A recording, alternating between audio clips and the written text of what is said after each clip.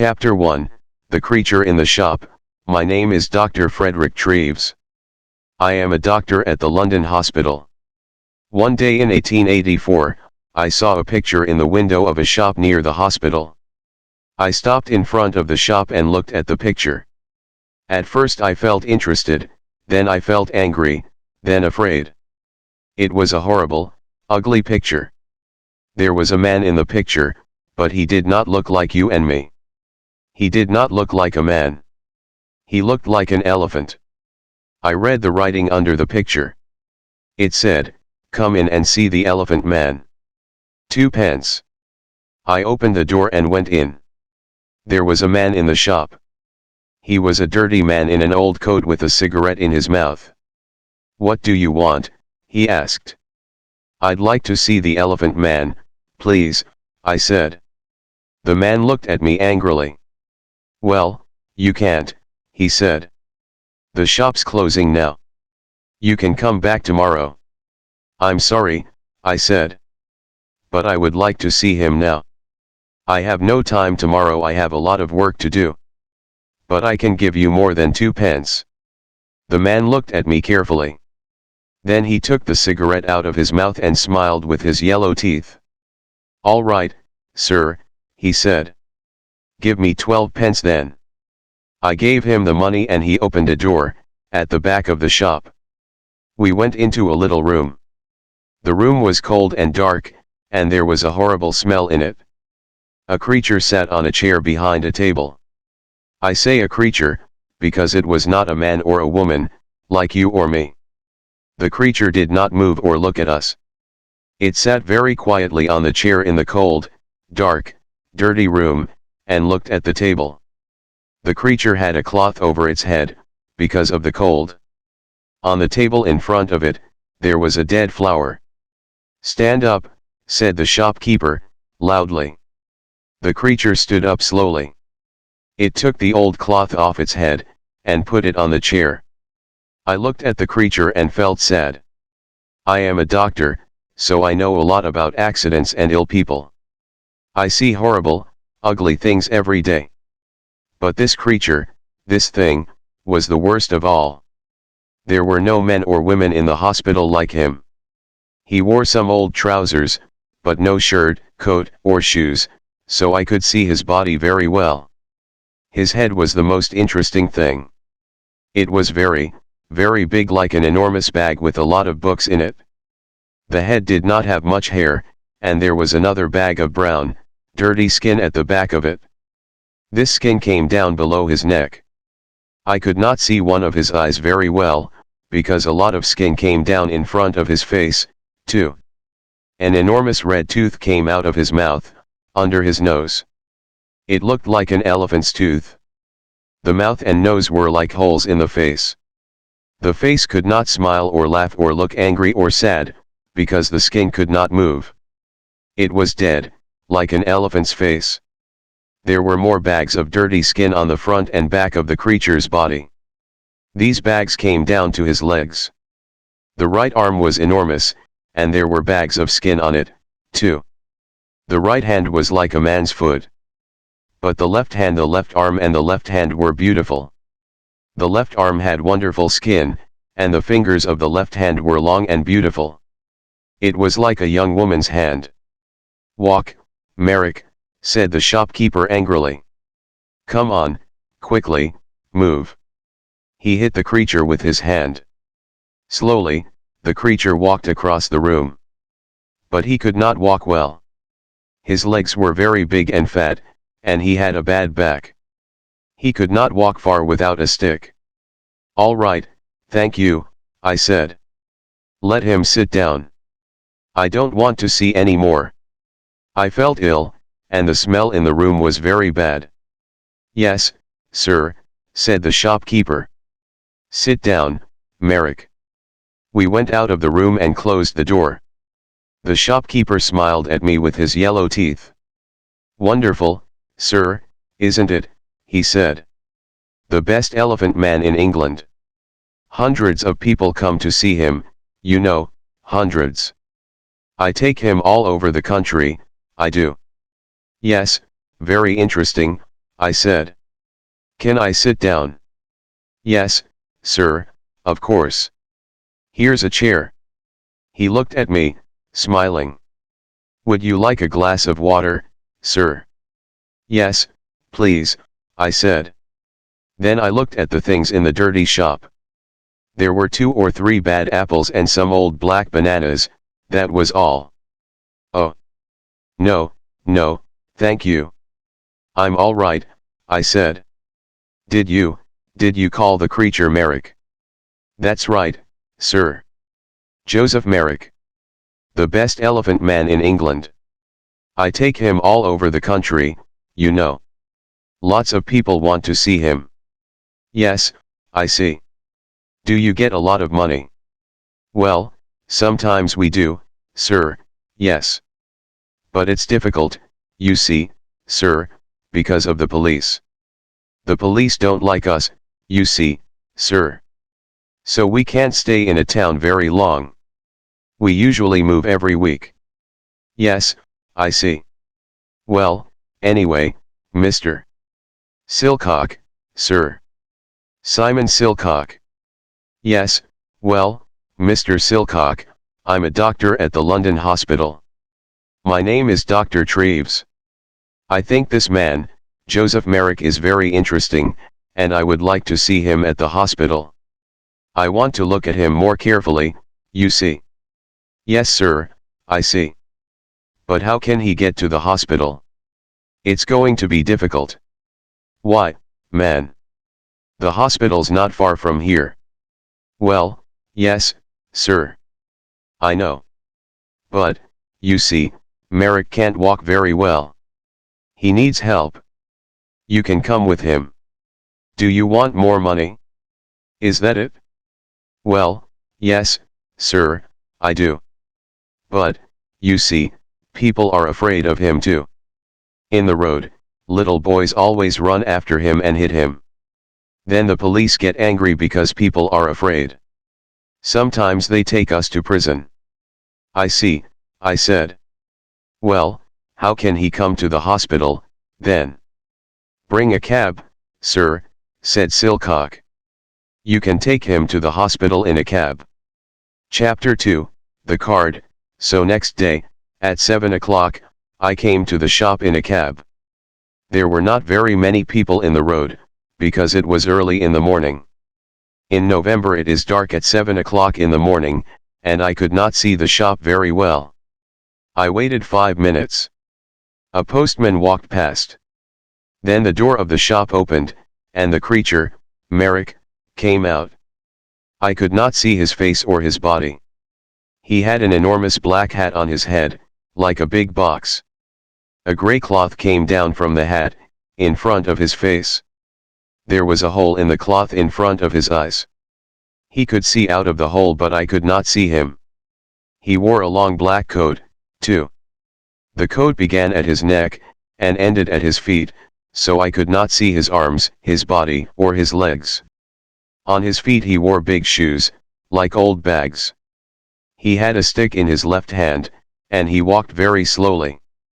I opened the door of the cab, and got out. Good morning, Mr. Merrick, I said. Can you get in? Help me up the steps, he said. I'm sorry, I said. I don't understand. For a minute he stood by the door of the cab and said nothing. Then he hit the cab with his stick. Steps, he said loudly. Help me up the steps. Then I understood. There were 3 steps up into the cab, and he could not get up them. Yes, I see. I'm sorry, I said. Let me help you. I took his left hand and began to help him. My right hand was behind his back. I felt very strange. His left hand was like a young woman's, but his back, under the coat, was horrible.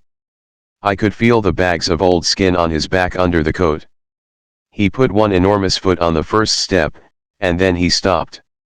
After a minute, he moved his second foot slowly. Then he stopped and waited again. Hello, sir. Can I help you? I looked behind me. It was the postman. and behind him, I could see 3 young boys. One of the boys laughed. The postman smiled. "Is the gentleman ill?" he asked. I thought quickly. Yes. But this is a lady, not a gentleman. I'm a doctor, and she's ill. Take her hand, so I can help her better. The postman took Merrick's left hand, and I helped him with 2 hands from behind. Slowly, very slowly, Merrick went up the steps and into the cab. One boy was very near the cab. He called to his friends. "Come and see this, boys. A fat lady in a black coat. And look at that enormous hat." The boys laughed. They were very near the cab too, now. I closed the door quickly. "Thank you," I said to the postman. "That's all right, sir," he said. "She's a strange lady, sir, isn't she?" "She's ill, that's all," I said quickly. "We're going to the hospital. Goodbye, and thank you." The cab drove down the road to the hospital. I looked at Merrick. "That was difficult, wasn't it?" I said. At first he said nothing, but then he spoke. His voice was very strange, but I listened to him carefully, and I could understand him. "The steps were very difficult," he said. "But most things are difficult for me." "Yes," I said. "Nothing is easy for you, is it?" "No," he said. He was very quiet for a minute. Then he said, "Who are you, sir?" "Who am I? Oh, I'm sorry. My name is Dr. Treves. Here, this is my card." I gave him a card with my name on. Then I thought, that was no good. This man can't read. But Merrick took the card and looked at it very carefully. Then he put it in his trousers pocket. I did not talk to him very much at the hospital. I looked at his head and arms and legs and body very carefully. Then I wrote the important things about him in a little book. A nurse helped me. Merrick looked at her sometimes, but she did not smile at him or talk to him. I think she was afraid of him. I think Merrick was afraid too, because he was very quiet. At 4 o'clock I took him back to the shop in a cab. The next day I looked in the shop window again, but the picture was not there. Chapter 3, A Letter to the Times. I did not see Merrick again for 2 years. Then, one day, the police found him. He had my card in his hand, so they brought him to the London hospital. He was very tired, hungry, and dirty, so I put him to bed in a quiet little room. But he could not stay at the hospital. He was not ill, and of course the beds in the hospital are for ill people. We have no beds for hungry people, or ugly people. I told the hospital chairman, Mr. Cargam, about Merrick. He listened carefully, and then he wrote a letter to the editor of the Times newspaper. The Times, December 4, 1886. A letter to the editor. Dear Sir, I am writing to you about a man in our hospital. He needs your help. His name is Joseph Merrick, and he is 27 years old. He is not ill, but he cannot go out of the hospital because he is very, very ugly. Nobody likes to look at him, and some people are afraid of him. We call him the Elephant Man. 2 years ago, Merrick lived in a shop near the London hospital. For 2 pence, people could see him and laugh at him. One day Dr. Frederick Treves, a hospital doctor, saw Merrick, brought him to this hospital, and looked at him carefully. Dr. Treves could not help Merrick, but he gave him his card. Then the shopkeeper, Silcock, took Merrick to Belgium. A lot of people in Belgium wanted to see him, and so after a year Merrick had £50. But then Silcock took Merrick's £50, left Merrick in Belgium, and went back to London. Merrick came back to London by himself. Everyone on the train and the ship looked at him, and laughed at him. In London, the police put him in prison. But then they saw Dr. Treves's card, and brought Merrick to the London hospital. This man has no money, and he cannot work. His face and body are very, very ugly, so of course many people are afraid of him. But he is a very interesting man. He can read and write, and he thinks a lot.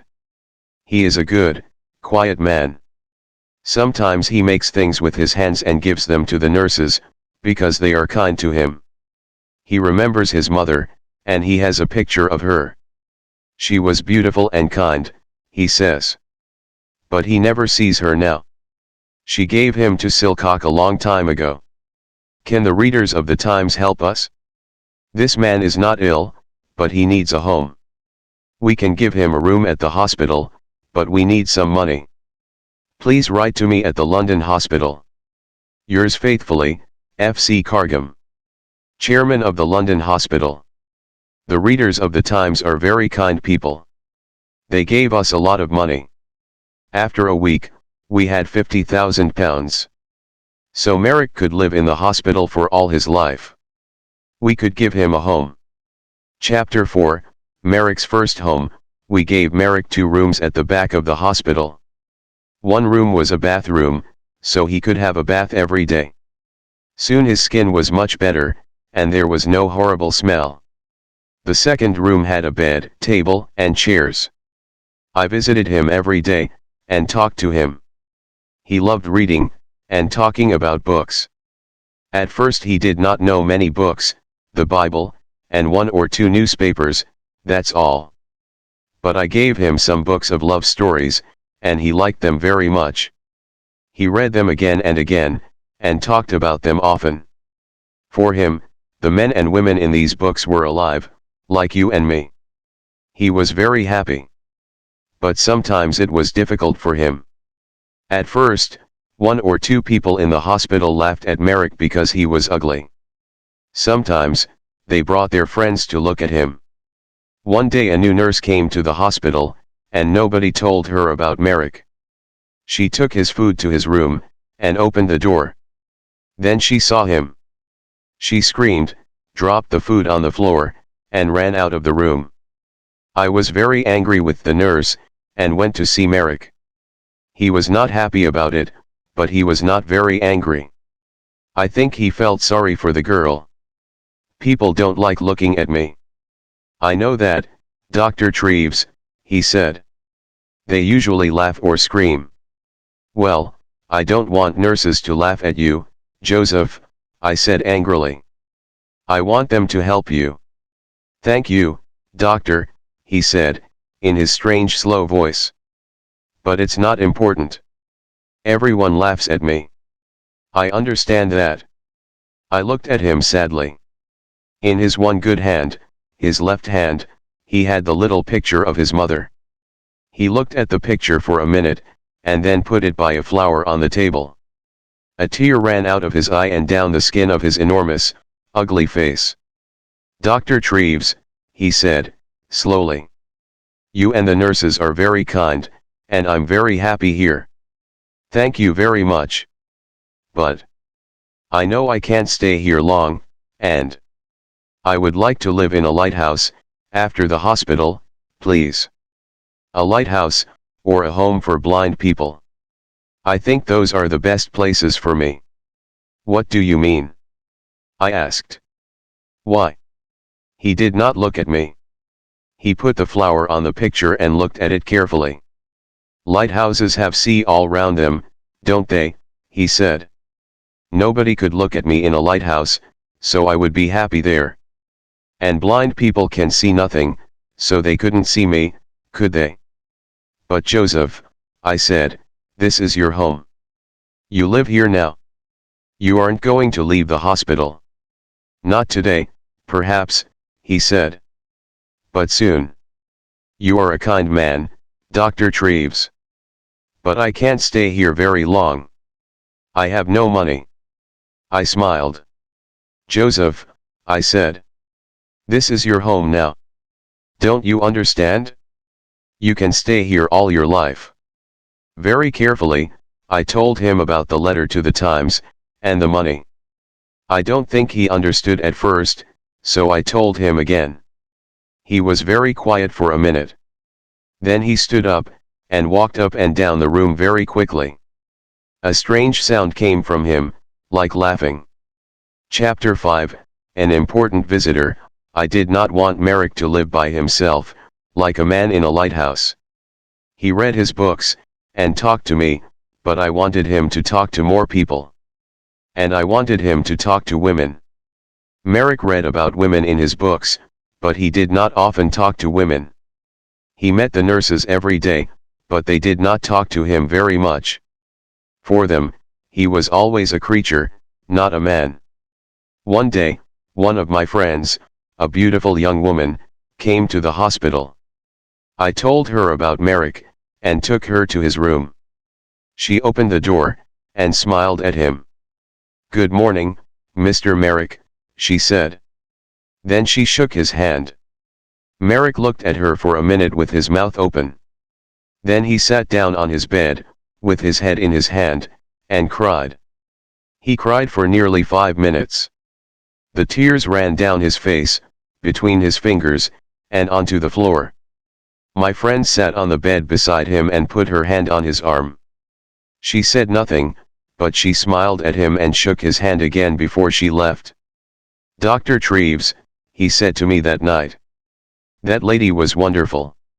My mother smiled at me once, many years ago, but no women smile at me now. But this lady smiled at me too, and she shook my hand. A beautiful lady smiled at me and shook my hand." My young lady friend came again the next week, and talked to Merrick for half an hour. The week after that, she came again with a friend. They gave him some books, and had a cup of tea with him. It was wonderful for him. For the first time in his life, he had some friends. He was a very happy man. He sat in his room, and read his books, and said no more about living on a lighthouse. People began to read about Merrick in the newspapers, so he had a lot of visitors. Everybody wanted to see him. A lot of important ladies and gentlemen visited him. They smiled at him, shook his hand, and gave him books. Merrick liked talking to these people, and he began to forget about his ugly body. His visitors never laughed at him. He began to feel like a man, not a creature. One wonderful day, a very important lady came to the hospital, to visit him. I met the lady, and took her to his room. Then I opened the door, and smiled at him. "Good morning, Joseph," I said. "There is a new visitor to see you today. A very famous lady." Merrick stood up beside his table. He did not smile, because his face could not smile, but his eyes looked happy. "That's good," he said. "Who is it?" I moved away from the door, and the visitor walked in. "Your Majesty, this is Joseph Merrick," I said. "Joseph, this is Her Majesty, Queen Alexandra, the Queen of England." Queen Alexandra smiled at him. "How do you do, Mr. Merrick?" she said. "I'm very pleased to meet you." Then she shook his hand. Merrick did not move. For nearly half a minute he stood and looked at her with his mouth open. Then he spoke, in his strange, slow voice. How do you do, Your Majesty," he said. But I don't think the Queen understood him, because he tried to get down on his knees at the same time. It was very difficult for him, because of his enormous legs. "No, please, Mr. Merrick, do get up," said the Queen. "I would like to talk to you. Can we sit at your table?" Yes, of course," he said.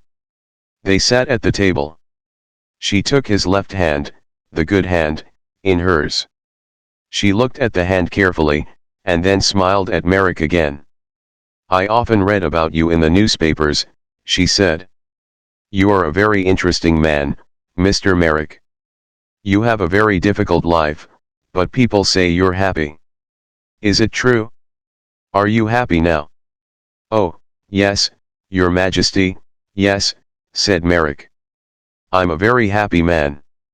I have a home here now, and friends, and my books. I'm happy every hour of the day." "What a wonderful story," she said. "I'm very pleased to hear it. Now, Tell me about your reading.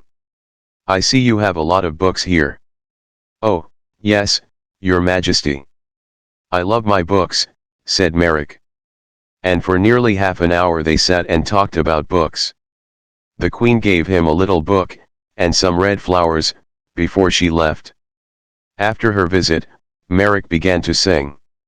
He could not sing easily, of course, because of his mouth, but all that day there was a strange, happy noise in his room. He looked at the flowers carefully, and put them on his table. He had many visits from the Queen, and at Christmas she sent him a Christmas card. Windsor Castle. 20th, December 1888. Dear Joseph, here is a small Christmas present for you. I think it looks like me, does not it? I do visiting you very much, and I am going to come to the hospital again in the new year. Happy Christmas. Your friend, Alexandra. The present was a picture of Queen Alexandra, with her name on it. Merrick cried over it, and put it carefully by the bed in his room. Then he sat down and wrote a letter to the Queen. It was the first letter of his life. The London Hospital. December 23, 1888. My dear Queen, thank you very, very much for your wonderful card and the beautiful picture. It is best thing in my room, the very best, the most beautiful thing I have. This is the first Christmas present. Perhaps I had a Christmas with my mother once, but I do not remember it. I have my mother's picture too, and she is beautiful, like you. But now I know many famous ladies and kind people like you. But Dr. Treves, and I am a very happy man. I am happy too because I am going to see you in New Year. Happy Christmas to you, my dear friend. With all my love, Joseph Merrick. Chapter 6. Outside the hospital, Merrick had a lot of friends now, but he was more like a child than a man. He could read about things, and talk to his visitors, but he could not go out of the hospital by himself. He thought and played like a child. After Christmas, he wanted to go to the theater. This was very difficult, because I did not want the people in the theater to see him. But a kind lady from the theater, Mrs. Kendall, helped us. We bought tickets for a box at the side of the theater.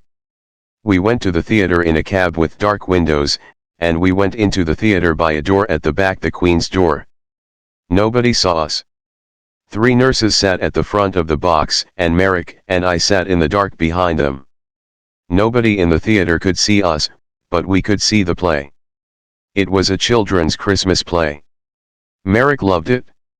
It was a most wonderful, exciting story. Often he laughed, and sometimes he tried to sing like the children in the theater. He was like a child. For him, everything in the story was true. Once he was very afraid, because the bad man in the play was angry and had a knife.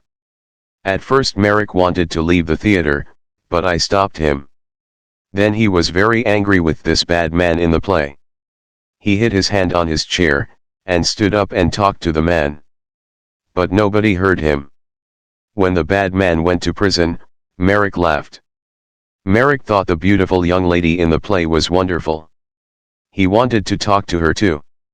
At the end of the play he was very happy because she married a good young man. He remembered this play for a long time, and he talked a lot about the people in it. What do you think they did after we left?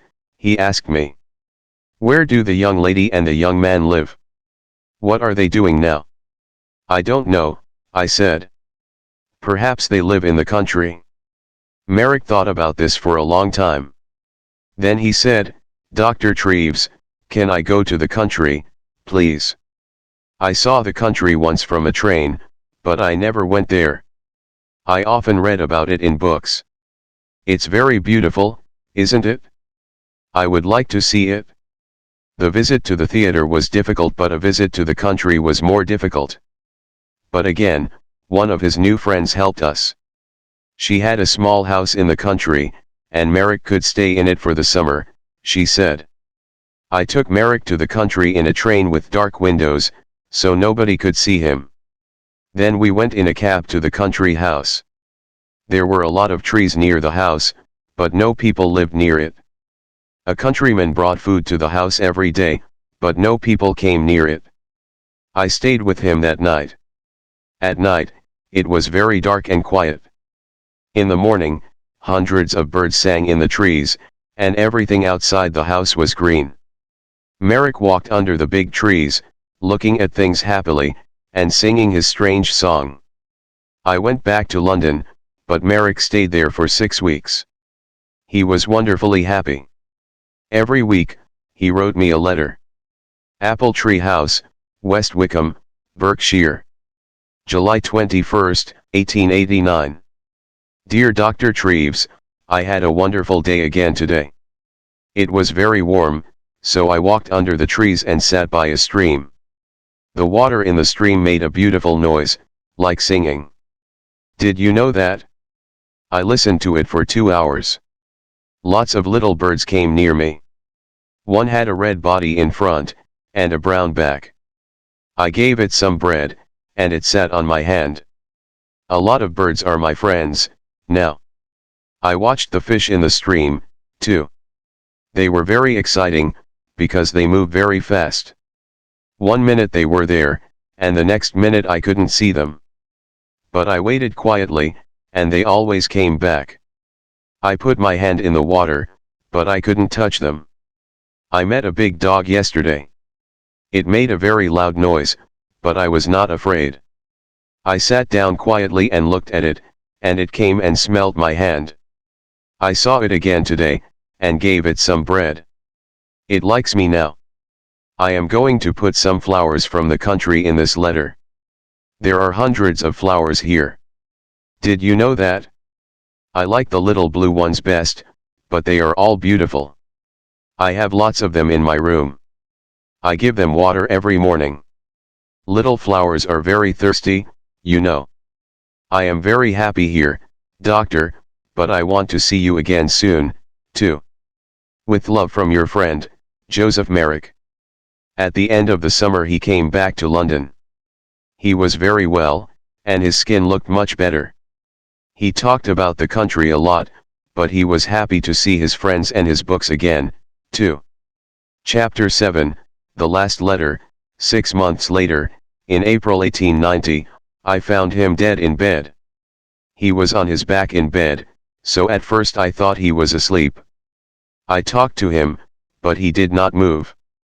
Then I saw that the skin on his face was blue, so I knew he was dead. He did not usually sleep on his back. His enormous head was very heavy, so he usually sat up in bed with his arms round his legs, and his head on his knees. He could sleep well like this. But he wanted to sleep on his back like you and me. He tried to sleep on his back that night, but his heavy head came off the bed, and he broke his neck. He died very quickly. Next day, the chairman of the London hospital, Mr. Cargham, wrote to the editor of the Times again. The Times, April 16, 1890. Dear Sir, 3.5 years ago I wrote to you about a man called Joseph Merrick. This man was called the Elephant Man because he was born with a very ugly body. Merrick was not ill, but he could not work, and he had no money. The readers of the Times felt sorry for him, and they gave me a lot of money for Merrick. Because of this money, we could give Merrick a home in the London hospital. It was his first good home, and for 3.5 years he lived here happily. The doctors and nurses of the hospital helped him, and many important people visited him. He read many books, he went to the theater, and in the summer he stayed in the country for 6 weeks.